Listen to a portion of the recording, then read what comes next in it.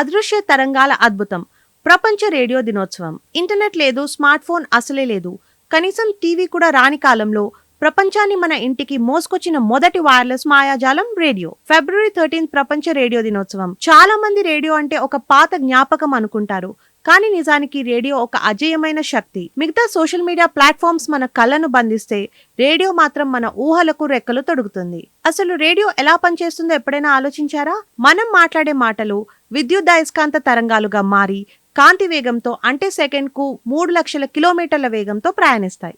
ఎక్కడో వేల కిలోమీటర్ల దూరంలో ఉన్న స్టేషన్ నుండి వచ్చే సిగ్నల్స్ మీ ఇంట్లో ఉన్న చిన్న రేడియో స్పీకర్ ద్వారా గాలిలోని అణువులను కంపింపజేసి మాటలుగా మారతాయి. టెక్నాలజీ పరంగా చూస్తే ఇది ఒక టెలిపతి లాంటి అద్భుతం. ఇంటర్నెట్ సిగ్నల్స్ లేని మారుమూల గ్రామాలు, సముద్రం మధ్యలో ఉండే జాలర్లు, యుద్ధ ప్రాంతాలు, ఇలా ఎక్కడైనా పనిచేసే ఏకైక సాధనం రేడియో. పెద్ద ప్రమాదాలు జరిగినప్పుడు నెట్వర్క్ జామ్ అవ్వచ్చు, శాటిలైట్స్ ఫెయిల్ అవ్వచ్చు, కానీ రేడియో మాత్రం ఆగిపోదు. అది సామాన్యుడి గొంతుక, అత్యవసర కాలంలో ప్రాణదాత. అందుకే దీనిని డెమోక్రటిక్ మీడియా అంటారు. టీవీ వచ్చింది, ఇంటర్నెట్ వచ్చింది, ఇప్పుడు పాడ్కాస్ట్ వచ్చాయి.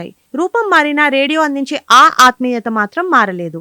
ఎందుకంటే రేడియోలో బొమ్మలు ఉండవు. మీరు వినే మాటలే మీ మెదడులో అద్భుతమైన బొమ్మలను గీస్తాయి. ఈ రోజు ఒక్కసారి మీ రేడియోను ఆన్ చేయండి. ఆ పాత జ్ఞాపకాలను, కొత్త విశేషాలను ఎంజాయ్ చేయండి.